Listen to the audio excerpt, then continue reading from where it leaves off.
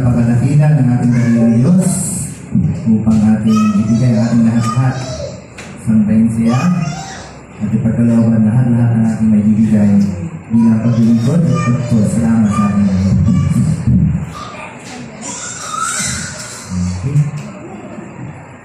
Ako po ay ngayon ulit nakabisita ng Santa Lucia. Si Adam na pala yun. Si Abraham. Si Abraham pala yun. Nagharap na kami kanina. Akala ko ibang tao. Hindi ko na mamuhan. Pero pinanggit kanina. Si Abraham yun. Abraham Ortiz. Si Abraham na pala yun. Lalo ko rin naalala kung pinaanan ako kailan. Matandaan din pala talaga ako. Kasi mas matanda pa ako kay Abraham. Ay, nung kayo naliit pa, at sila isa ng kailan pa sumisimba, ay, ano yun, yung mga panahon na yun ay ang sarap maging kabataan. Na sa aming paglalaro, pagkukulitan, ay nabubuo ang isang friendship na ang sarap, pag tumanda ka na, ang sarap alalahanin. So, isa po sa napakagandang experience ko ay ang makasama ang mga taga Santa Lucia. Kasi nung magsisimula po ang iglesia ng Santa Lucia, ay sinagkalan pa lang po kayo sa misiba.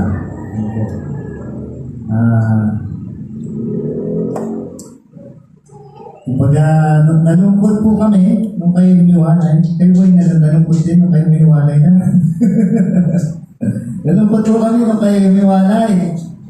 Alam niyo yung mga magkakapatid, magkakaibigan, yung mga talagang nagkapalagay ng loob, ay talagang hinahanap ang inyong presensya. Ano po? Kami po ba hinahanap din? Pero kinakailangan po talaga maghiwalay. Nakakatuwa po ng iglesia ng Santa Lucia. May kanyang programa upang, kasi ang dinag po namin isang church. At least meron kayong programa, nakakatuwa kayo, nakakatuwa sa lugar dito. Nakakapagpigil sa Panginoon. Kasi kung isa lang ang church sa Nagterlan, mas manina. Actually, iniisip na rin po namin sa Nagterlan na humiwalay po. Ang problema pagka yung masyadong close, ayaw humiwalay. Ayaw mo humiwalay. Siguro mga mahigit ng 5 taong aming pinaplano na maglagay po ng church sa Banago. Kasi nato na po ang mga taga sa mga Banago, Buboy, saka Taytay. Marami na po sila. Kaya pag pinag-uusapan po namin yung pag-iwalay, ayaw po talaga pa. Ayaw pa. Pero, ano niyo po kung papayag. Sa ngayon po kasi, hindi pa, ayaw pa. Although, ang amin po talagang plan ay talagang bubuhos ang mga gawain sa Banago para po makahanap po din ng panibagong lugar kung saan magtatayo po tayo ng iglesia. Kasi nga, nandun na po mga nanay guys sa Taytay, ang mga Vistal family at Mendoza at Hernandez nasa Banago, sa Buboy, marami na po sila doon. Kaya na po talaga. Kasi kami na rin sila na pwedeng magtayo po ng iglesia sa Banago. Kaya lang ay pag pinag-usapan po namin ng pag-iwalay ay medyo mabigat pa sa loob. Mahirap akong pansin. Ang pag-iwalay po ng Nagkarlan at Santa Lucia ay dahil sa hangaring paglilingkod. Kasi gusto na sa Lucia makapaglingkod. Hindi ko talaga iba nag-iwalay, nagkasama ng loob. Pero puli ng Panginoon na kahit nagkasama ng loob at nag-iwalay ang kanilang mga churches, nagpatuloy sila sa paglilingkod. Yun naman po mahalaga. Minsan talaga ay may pagkakataon na hindi nagkakanuwaan. Kaya ang mga bagay tulad ng ganito, kinakailangan pangalagaan. Ang ating pong kalagayan ay maselan. At ang isang relasyon, pagka nasira, lagi na merong laman. Sa bawat every relationship will have disagreements. Ang mag-asawa, minsan talaga may mga hindi pinagkakaisahan. Ang mga magkakaibigan, gaano man sila kalapit sa isa't isa, may mga bagay na magkaiba ng opinion. Sa loob ng iglesia, sa church board, iba ang gusto ng isa, iba ang gusto ng kabila. May mga disagreements. Kaya kinakailangan natin maghinay-hinay sa ating mga pagsasalita at kinakailangan natin ingatan ang ating relasyon. Kasi normal yun, ano po, normal po talaga na magkaroon tayo ng ibang opinion sa iba. Tandaan po natin tayo lumaki sa isang lugar na magkakaiba ng pamilya. Yun ang isang pamilya, magkakaiba pa rin ang gusto. Tayo pa kaya na ibang-ibang mga pamilya ang pinalakihan, ay sabihin natin isa ang gusto, magkakaiba. Kaya kinakailangan maging maingat tayo sapagkat ang relasyon ay napaka-fragile. Yan po yung aking dalawa. Normal na po siguro sa mga bata ang nagkakasakitan, ano po? At pag gaya sila ay nagkakasakitan, ay lagi namin sila sabihin, no, say sorry. Pero alam niyo mga kaibigan, mga sa mga mananampalataya, ang bata pala minsan hirap din sila magsabi ng sorry. Pahirapan din pag minsan. Pag sinabi namin, lalo na yung bulso namin, si Sandy, kasi mahilig niya siya mangamit, gusto kuhanin yung, kung anong hawak ng auntie niya, gusto niya aagawin niya. Ganun po siya ngayon, yung stage niya. Tapos yung isa naman, pag naagawan, kahit malaki siya, iiyak na lang. Iiyak na. So pagka nagpaiyak ka na, sabi ko, say sorry to ate. Sabi niya, no. No. Alam niyo kung bakit mahirap magsabi ng sorry? Kasi pag nagsabi kayo ng sorry, unang-una, inaamin yung kayo merong kasalanan. So hanggang hindi niyo inaamin sa inyong sarili na kayo'y may kasalanan, magsasabi ba kayo ng sorry? Mahirap. Mahirap. Ano pa? Bakit naging mahirap ang pagsasabi ng sorry? Kasi pag nagsabi kayo ng sorry, kayo ay nagpapakumbaba. Nagpapailalim. Pagka kayo, bakit ako magsasabi ng sorry sa kanya? Ako ang tatay, ako ang nanay. Sa pamilya, ano po? Sa mga opisina, sa pinagkatrabaho, bakit ako magsasorry sa kanya? Ako ang boss. Sa iglesia, bakit ako magsasorry sa inyo? Ako ang elder. Ako ang pastor. Kasi once na kayo nagsabi ng sorry, kinakailangan nyo bumaba. Kasi inaamin nyo nga kayo nagkamali, nagkasala, kinakailangan nyo bumaba. Ano pa? Napakahirap sabihin ng sorry na talaga kayo sincere sa pagsasabi ng sorry. At ramdam, nung pinagsabihin ng sorry, kung sincere yun, no? Hindi, tama o mali? Tama. Ano po? At tayo naman, nagsasabi ng sorry, ayoko naman magsabi ng sorry na hindi ako sincere. Gusto ko rin naman pag nagsasabi ako ng sorry, talagang galing sa hello, man. Kaya, minsan talaga, napakahirap magsabi ng sorry. Basahin mo natin ito nasa Luke chapter 17 verses 3 to 4. Sabi po dyan. So watch yourselves. If your brother or sister sins against you, rebuke them, and if they repent, forgive them. Even if they sin against you 7 times in a day, and 7 times come back to you, saying, I repent, you must forgive them. Ngayon ang tanong, maraming beses na ba kayo nakabasa sa Biblia ng sino man sa Biblia ay nagsabi ng sorry? Sino? Magbanggit tayo ng character sa Bible at nagsabi sila ng sorry? Pero sila yung nag-repent. Nag-repent. Ano po? Ito talaga sa ito. Nagsisi.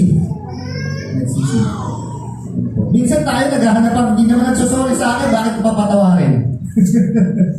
Pero may maraming tao ang nagkakasala, bagamat hindi sila nagsabi ng sorry, kita mo nagsisisi. Amen mga kapatid? Maraming ganon. Bagamat, kasi ka napakahirap sabihin ng sorry. Minsan nahihiya ka. Ayun pa pala, isang reason kung bakit ang hirap magsabi ng sorry. Nahihiya.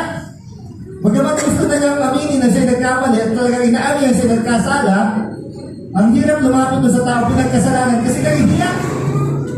Pero, ang ginagawa niya, bilang pag hindi nakapatawaran, siya ay nagsisisi. Nakakita na kayo mga taong gano'n, taas ang kamay, mga nakakita ng gano'n na hindi nga nagsabi ng sorry, pero kita nila sa taong yun, sila ay nagsisisi. Ano po? Marami gano'n. Kasi talagang napakahirap. At ang sabi ng Biblia, kung sila ay nagre-repent, kaya hindi sila directly nagsasabi ng sorry sa inyo, pero nakita din nila yung, alam yun, especially sa nanay at tatay, sa mga magkakapamilya, napagalitan yung anak, hindi makapagsabi rin ng sorry yung anak, pero ginagawa, nagpapakabe. Yung lalambing sa nanay at tatay, hindi siya directly nagsabi ng sorry, pero kita ng mga magulang kung paano siya nagsisisi sa kanyang nagawa. At bilang magulang, sino naman ikaw para hindi siya panawarin? Hindi directly nagsabi ng sorry, pero nakita mo ang pagsisisi.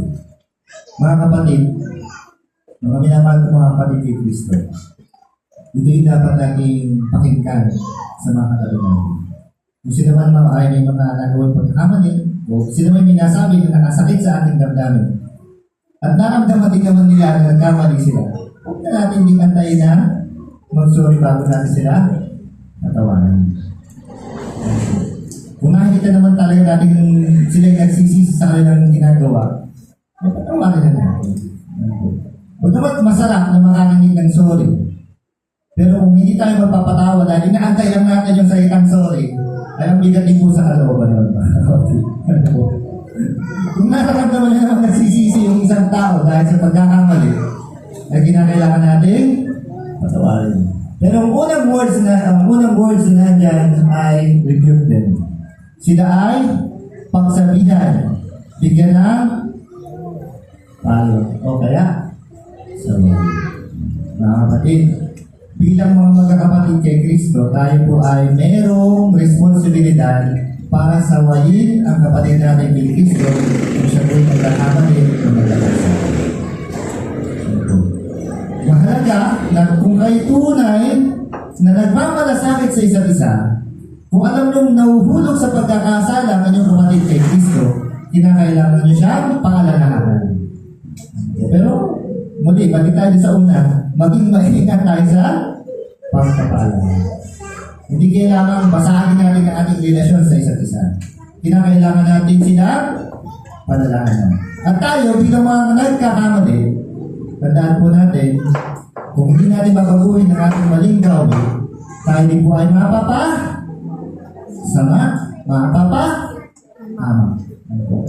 ang tunay na kapatid kay Kristo ay nagmamalasakit, kaya kinakailangan na susuway, kinakailangan na papaalala, kinakailangan nagpapayo.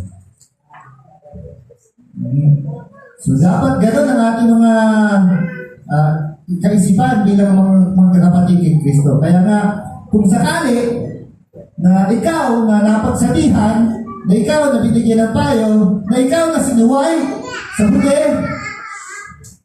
humingi ka ng sorry, o nag-repent ka, ikaw ay nagsisi, tayo naman, na pinagkamalian, kinakailangan natin magpatawad.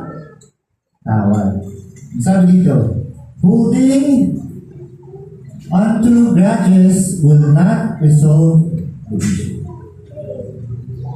Pagka nagkamali ang ating kapatid, o nakagawa ng hindi maganda, nakapagsabi ng hindi masarap kailan, ano po, at tayo ay nagkimkim ng sama ng loob, walang issue na makakaresolba doon sa ginawang pagkakamali.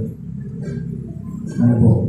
Kaya, kinakailangan talaga, pagka nagkamali o meron kayo nakitang balik sa isang tao, ihingi sa Diyos kung paano siya sasabihan. Kasi una-una, napakahirap po talaga. Sa bilang elder po ng nagka-church, ako po ay nag-elder sa edad na 20. Naging district president sa edad na 23. Ang dami pong issue na nahawakan ng inyong lingkod.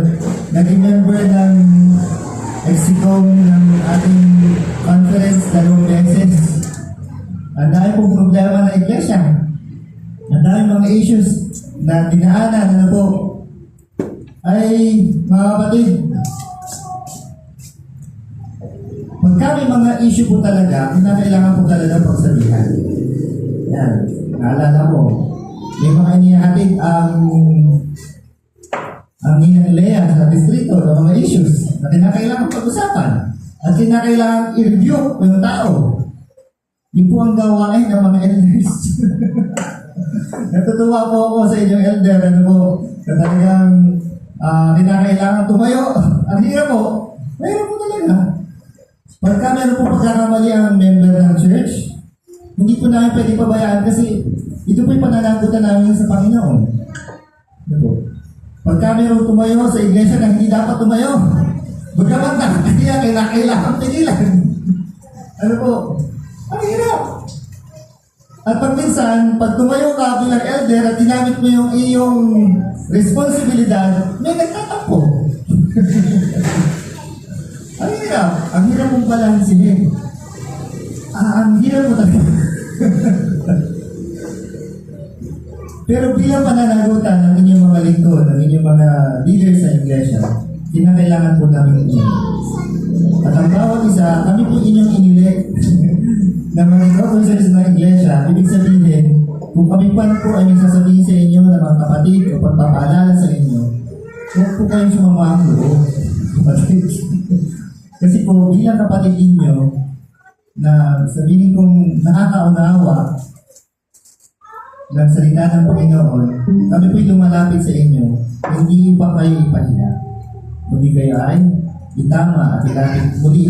Kung kayo ay napakalayo sa Diyos, isipin natin kayo napalapit. At kung kami man po ay nasabi din na hindi maganda at nakasakit sa inyong damdamin, kami rin po ay humingi ng pasensya. Mahalaga na alagaan po natin ang ating relasyon sa isa't isa. Muli, ano po, at kung kayo may nag-hold ng grudge sa amin, o kami nag-hold din ng grudge sa inyo, at wala naman kaming ginawa, again, hindi ma-resolve ang issue. Ano kung nangyayari? Kung walang gagalaw sa atin, wala mangyayari. Masabi po dito, Proverbs 17:9. Sabi po, he who covers and forgives an offense seeks love. But he who repeats or gossips about a matter separates intimate friends. So, pagka ang mga bagay ay ating may mga pagkakataon kasi hindi nangyari, kinakailangan i-cover. May mga issues na gano'n na hindi naman kinakailangan malaman ng iba.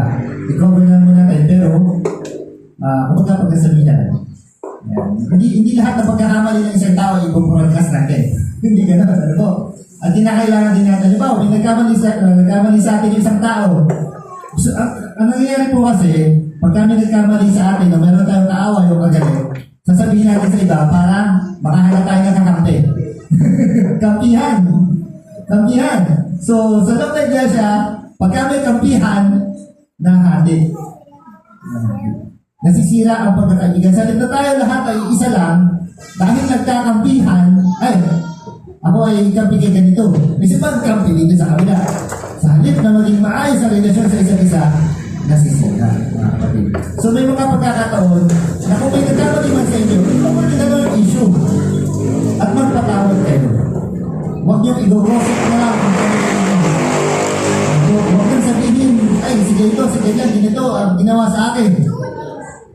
Kung may mga pagkakamali na kailangan i-broadcast o sabihin sa iglesia para maging lesson. Pero may mas marami actually mga pagkakamali na kailangan i-cover na lang. Ikaw at ako na lang nagkakaroon. Malinaw po mga kapatid, may mga pagkakamali, i-broadcast para maingatan po ang mga kapatiran. Kasi may mga pagkakamali na ay, pinakailangan talaga malaman ng lahat para makaiwas na madaya. Ano po? May mga pagkakamali naman na ikaw lang ako ang issue yun. Huwag mo lang i-broadcast sa iba. I-cover mo na lang yung kapatid mo at patawarin siya. Dahil pag tayo binobroadcast, nahanap lang kayo ng kakampi at gagawa kayo ng pagkakawat at wata ng ating iglesia. Kwento na tayo. May mag-asawa. Meron silang 6 na anak. Ngayon tumanda na sila, may mga gossip na narinig yung lalaki. Sabi, alam mo ba, mayroon ang anak na iba ang tatay. Sabi dun sa lalaki, ano po? So nakarating dun sa lalaki. So sumama yung loob niya. Sumama ang loob sa asawa babae.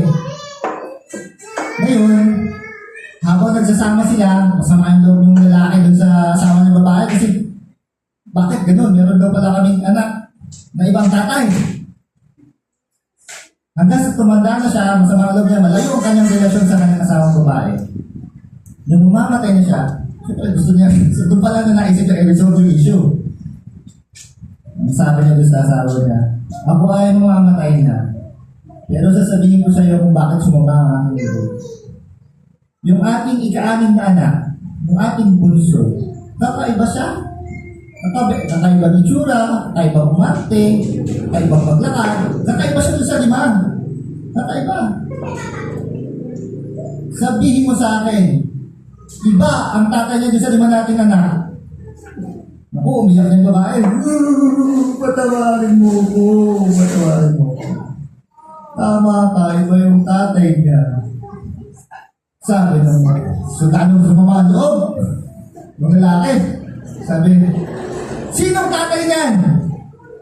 Pasensya na. Kasi minahan ko na yung yung tatay ng ika-anim nating anak.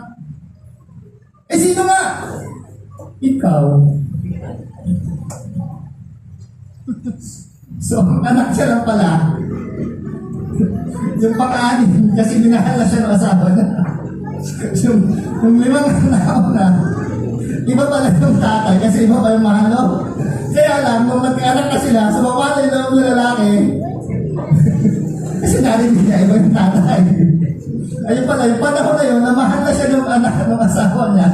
Doon pa sila, nasira ang relasyon. Pinabayaan niyo yung issue. So, halip na maging maayos na yung kanilang relasyon. Kasi yung panahon, na talagang minahal na siya ng asawa ng babae, kaya lang nakarating issue na iba pa yung tatay ng... So, ganito po yung nangyayari. Ano po, pagka hinayaan natin yung issue, kung hindi natin dinirect yung issue, maraming panahon ang nasasayang. Sa halip na maayos na natin, sa halip na mapatawad na natin ang isa't isa, pero dahil hinayaan natin na galing pa nga sa gossip marami kasing marites. Isa sa nakakasira ng relasyon. Nakakasira ng pagsasama. Maraming marites. Na hindi din naman kumpleto ang kanilang informasyon dun sa sitwasyon. Kaya kung anong sinasabi, dinadagdagan, nababawasan, kaya nasisira. Kaya mahalaga, kung meron tayo marinig, at hindi naman kinakailangan talaga pakinggan, itapo na lang sa kabila. Kung meron kayo narinig, na kinakailangan namang bigyan ng pagkakataon ng makapagsabi ng katotohanan ng kabilang panig, bigyan natin ng pagkakataon. Ang mahalaga, kung kinakailangan niyang ayusin ngayon pa man, gawalan natin ang paraan. Kasi, ito ay nagsisira ng relasyon ng samahan ng mga mananampalataya. Next, Matthew chapter 5, verse 9. Blessed are the peacemakers, for they will be called children of God. Sino mga anak ng Diyos? Ayaw nyo? Gusto natin na tayo maging matawag na anak ng Diyos. Pero para tayo matawag na anak ng Diyos, kinakailangan tayo tagapaghatid ng kapayapaan. Hindi tagapaghatid ng kaguluhan. Ang marites, sino kayo marites na tagapaghatid ng kaguluhan? Ng kapayapaan. Kasi ang marites, hindi naman hindi malinamnam ang pagmamarites kung ang sinasabi ay kapayapaan. Malinam lang ang pagmamarites pagka ang issue ay kasiraan. Kaya nga pinagmamaritesan kayo Kasi hindi maganda yung pinag-uusapan. Sige ito, sige yan. Ano po? Kapag sinabi, itong musika nito pala, itong mulong na sa ano. Hindi yung akalat. Ang masarap pag-usapan, yung pag-aaway ng mga asawa, pag-aaway ng mga best friend. Hindi po ang nangyayari. Kaya, kung tayo mga tunay na anak ng Diyos, kinakailangan maging tagapaghatid tayo ng kapayapaan. 1 Corinthians chapter 1 verse 10. I appeal to you, brothers and sisters, in the name of our Lord Jesus Christ, that all of you agree with one another in what you say, and that there be no divisions among you, but that you be perfectly united in mind and in God. Bagamat tayo may mga kanya-kanyang opinion, may mga gustong gawin, mga iba doon sa kabila at sa isa't isa, pero kinakailangan nating nagkakaisa sa ating pag-iisip. Yung mga magkapag-iisip. Kailangan magbotohan. Kung minsan magkaiba ng opinion, magkaiba ng gustong gawin, magbotohan. At kung ano yung manalo, magsama-sama tayo doon. Hindi yung may nanalo na, ayaw ko dyan, bahala kayo dyan. Hindi pwede ka na, mga kapatid. Ano po? Halimbawa, napagkasunod ng Santa Lucia, doon tayo magkakaroon ng crusade sa kabubuhayan. Eh gusto na isa, hindi, doon sa Bagpuro tayo. Nanalo yung Bagpuro. Ayaw ng mga doon sa kabubuhayan, ang kanilang crusade. Nung nagkaroon na ng crusade doon sa Bagpuro, walang umalig, kundi yung Di bumoto at may gusto. Di makaya kung bakit sila. Hindi gano'n mga kapatid. Ano po?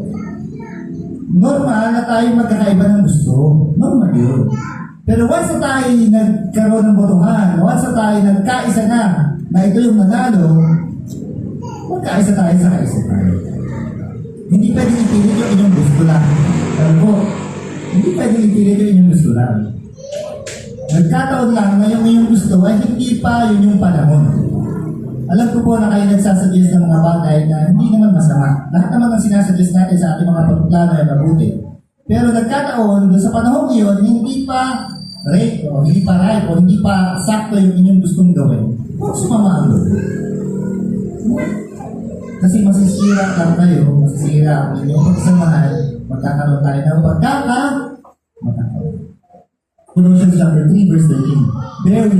Bear with each other and forgive one another. If any of you has a grievance against someone, forgive as the Lord forgive. Tayo ay pinatawad nino, Panginoon. At bilang pagkapatawad ng Panginoon sa lahat ng aming pagkakasala at pagkakamali, dapat tayo marunong din magpatawad at marunong din magbigay ng kapatawaran sa isa't isa. Ephesians chapter 4 verse 22. Be kind and compassionate to one another, forgiving each other, just as Christ, God, forgave.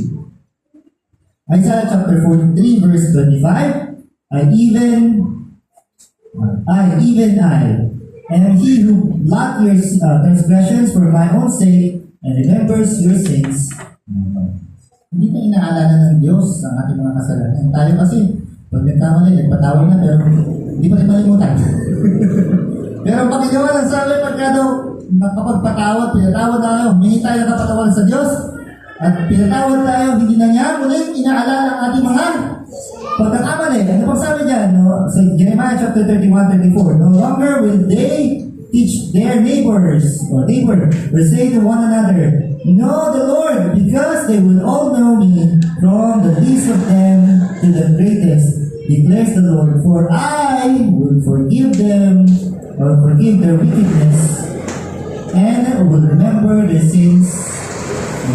Hindi po talaga inaalala ng Diyos ang ating pagkakamali. Sabi pa sa Hebrews chapter 8 verse 12, for I will forgive their wickedness and will remember their sins no more. Hebrews chapter 10 verses 16 to 17. This is the covenant I will make with them after that time, says the Lord. I will put my laws in their hearts and I will write them on their minds. Then he adds, their sins and lawlessness or lawless acts I will remember Hindi talaga inaalala po. Last one. Sa freedom. Mika chapter 1, chapter 7. Malabo na pala naman ito. Chapter 7, verse 18 to 19. Sabi ko dyan, who is a God like you, who pardons sins or sin and forgives the transgression and the remnant of his inheritance? You do not stay angry forever, but delight in to show mercy. You will again have compassion on us. You will tread our sins underfoot and hurl off our iniquities into the depths of the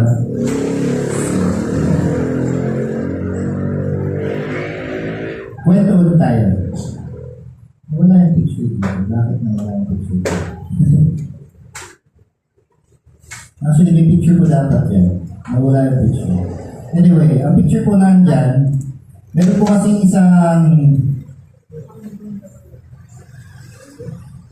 isang tao. Yan.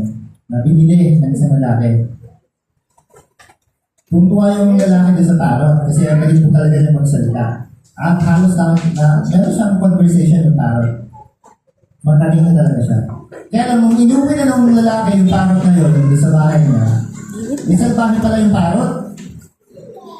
Sinasabihin ng lalaki, ang pangit mo, pangit mo. Pagka hindi niya makain, ang tamot mo.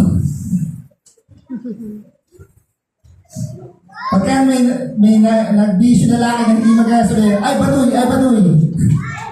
Sa galing ng lalaki, inilagay niya yung parot sa freezer. Tapos nagsisigaw parot, sorry po. Hindi na po ulit. Hindi naawa naman yung lalaki, hindi labas yung parot. Sabi ng lalaki, hindi ka na talaga ulit. Di na po.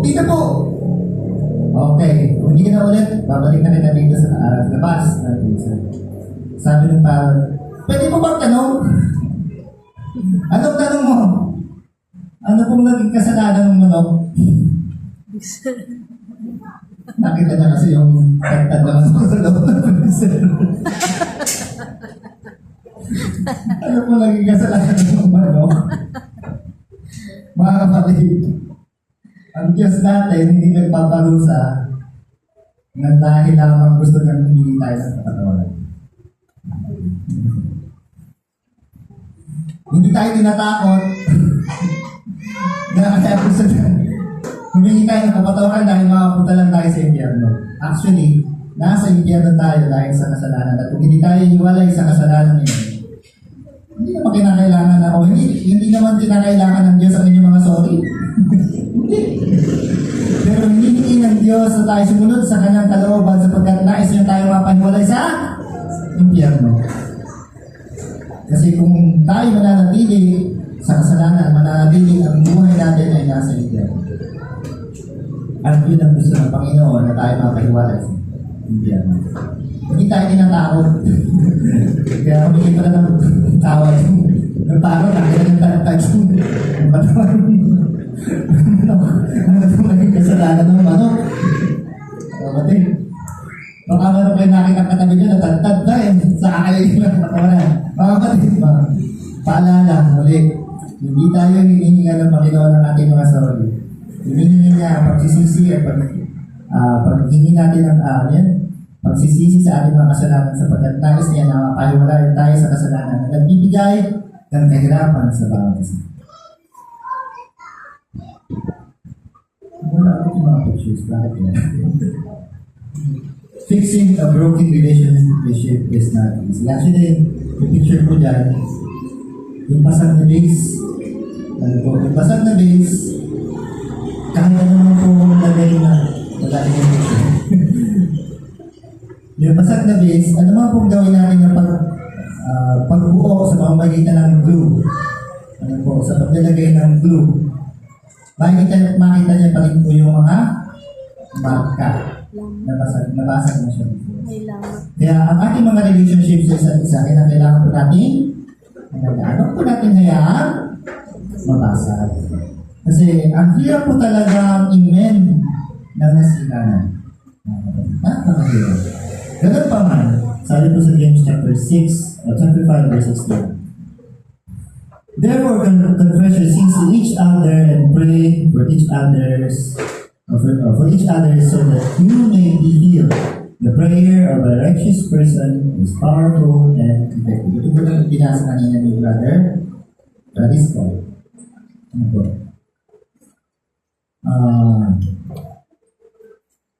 Sinasabi ko po na napakahirap po talaga ayusin ng ating relasyon. Pero, ayan, ang sabi, kinakailangan natin magpanalangin dadalhin natin sa isa't isa. Ipag-pray. Natuwa ako nung binasa ni Kuya Alan yung doon sa labas. Ang ganda ng pagkakatagalog, talagang model na model, ipag-pray. Ipag-pray.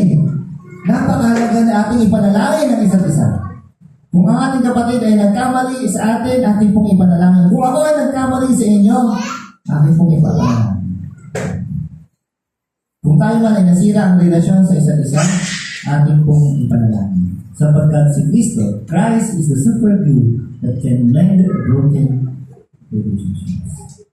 Christ is the miracle glue na kayang tanggalin ang lamat ng nabasag ng relasyon. Amen, mga kapatid? Oo, mahirap. Pag nabasag yan, ang hirap pong amen. Pero dahil kay Kristo, naniniwala kayo na pag naman nabasag yan, yung lamat na nakikita nyo, pwede rin mawala. Amen? Ganon.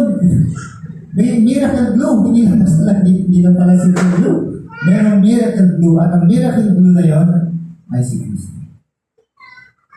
Normal na tayo nagkakaaway, nagkakasama ng loob, pero tayo bilang mga tunay na mananampalataya ni Kristo, anumang kasiraan ng bawat isa, anumang masamang nangyari sa ating buhay bilang mga kapatid kay Kristo, bilang magkakaibigan, bilang magkakapamilya, nabasag naman ang relasyon natin sa isa't isa. Kung lahat tayo ay nananampalataya kay Kristo bilang ating tagapagligtas, nasira ang ating relasyon, magugulo yan. Muling mamimen, muling mabubuo nang walang makikita lamang sapagkat si Kristo ang miracle magbubuo sa bawat isa. Muli mga kaibigan. Ang picture na dyan ay ang krus ni Kristo. Namatay siya para sa bawat isa atin bilang pagpapatawad sa ating mga nagawang pagkakasala sa pagkakasala. Tayo bilang mga kapatid ni Kristo. Tayo bilang kanyang mga anak. Tayo na nagsasabing sumasampalataya kay Jesus, nagpatawad ng ating mga kasalanan. Tingnan po natin ang isa. Hindi perfect ang isa. Hindi perfect yung mga natin. Hindi rin perfect itong nasa harap mo. May pagkakamali, nagkakasala. Ngunit dahil kay Kristo, ano man yung mga pagkakamali natin sa isa't isa. Ano man yung mga naging sirang relasyon na nangyari sa ating buhay. Tayong lahat ay tunay na humahawak sa pananampalataya kay Kristo. Nabubuo ang relasyon. Ang nasirang relasyon natin ay mag-amen at mabubuo sa harap ng Diyos na walang laman. Magbabalik kung paano man tayo nagsama ng simula. At sa langit na bayan, mga kapatid, malilimutan natin ang pagkakamali ng isa. Tulad ng ating Panginoon na inihahagis na sa kailalangan ng dagat ng ating mga pagkakamali. Ganyan din, lilimutin din natin ang pagkakamali ng bawat isa sa atin. At magkasama sa langit na bayan, kasama natin.